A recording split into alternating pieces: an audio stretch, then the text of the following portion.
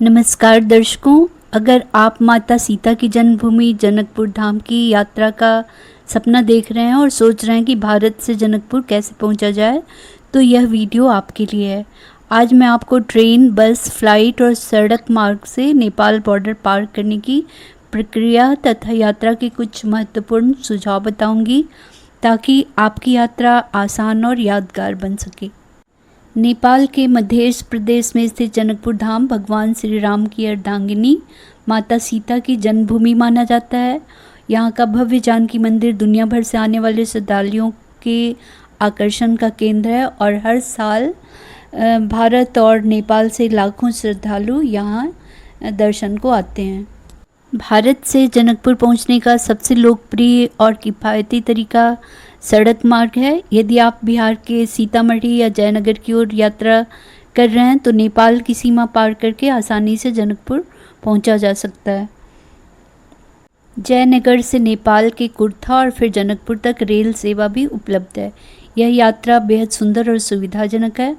अगर आप अपने निजी वाहन से जा रहे हैं तो नेपाल में प्रवेश करते समय वाहन से संबंधित आवश्यक दस्तावेज साथ रखें। दिल्ली, कोलकाता, वाराणसी, पटना, प्रयागराज और भारत के कई शहरों से पहले जयनगर या सीतामढ़ी तक ट्रेन से पहुंचा जा सकता है। जयनगर पहुंचने के बाद नेपाल रेलवे मार्ग की ट्रेन या स्थानीय बस और टैक्सी से जनकपुर पहुंचना आसान है। ट्रेन से यात्रा करने वालों के लिए सबसे किफ़ायती विकल्पों में से एक माना जाता है।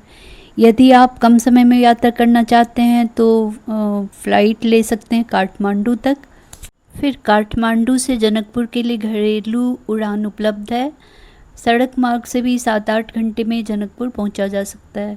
भारतीय नागरिकों को नेपाल जाने के लिए वीज़ा की आवश्यकता नहीं होती, लेकिन पहचान के लिए वैध दस्तावेज जैसे आधार कार्ड और या फिर वोटर आईडी या पासपोर्ट वगैरह रख सकते हैं। यात्रा के दौरान हल्का सामान रखें, मौसम के अनुसार कपड़े साथ रखें और होटल की बुकिंग पहले से कर लें।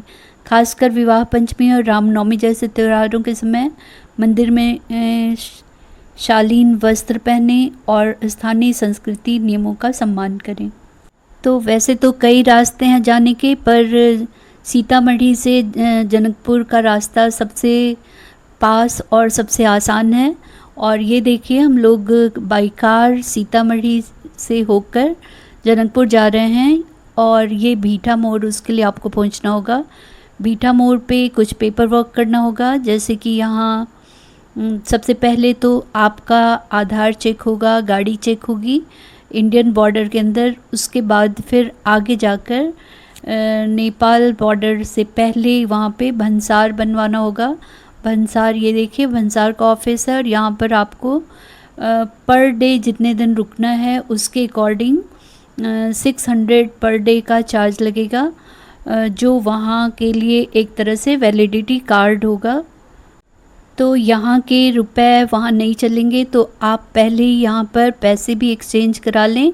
और 100 का 160 मिलता है और पैसे कुछ ज़्यादा ही चेंज कराएं।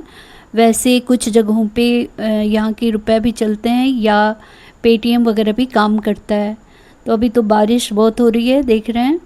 और यहाँ पेपर वर्क करने के बाद आपका आगे फिर से गाड़ी भी और पेपर वगैरह चेक होगा।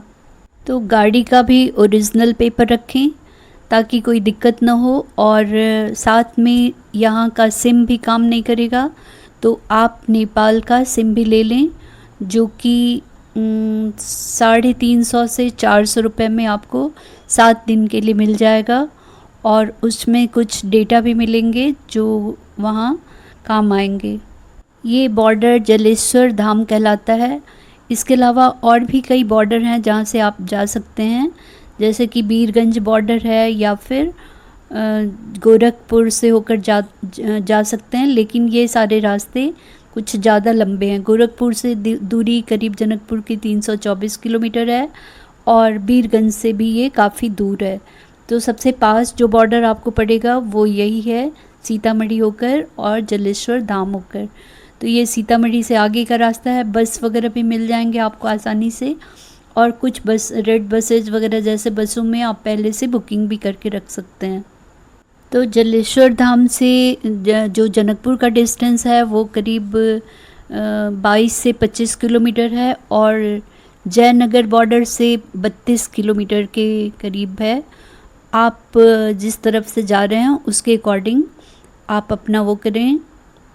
और वहाँ पे ऑटो, ई रिक्शा वगैरह सब मिल जाएंगे। यहाँ के जो कपड़े, रहन सहन है, बोलचाल है, सब में कोई दिक्कत नहीं होगी क्योंकि सब यहाँ जैसी है, कोई ख़ास अंतर आपको नहीं महसूस होगा। मंदिर के अलावा यहाँ 2 तालाब हैं जो काफ़ी पवित्र माने जाते हैं। एक धनुषा सागर है और दूसरा गंगा सागर है। धनुषा सागर में कहा जाता है कि जब श्री राम ने धनुष को तोड़ा तो उसका एक टुकड़ा यहीं गिरा था, दूसरा धनुषा धाम में गिरा और तीसरा रामेश्वरम के धनुष कोटी में गिरा था।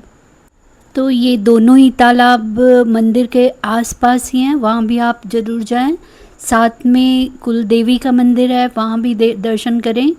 और विवाह मंडप भी है कुछ दूर पे, उसका दर्शन करें। इसके अलावा एक मणि मंडप है, वो भी बहुत सुंदर है। तो आप इन स्थानों का दर्शन ज़रूर करें। इसके अलावा कुछ छोटे मोटे मंदिर हैं जहाँ आप जा सकते हैं, पर अगर आप ई रिक्शा वगैरह से जाएं तो उनको इन स्थानों के बारे में बोल कर जाएं, नहीं तो आपको वो कुछ जगहें दिखाकर वापस चले आएंगे।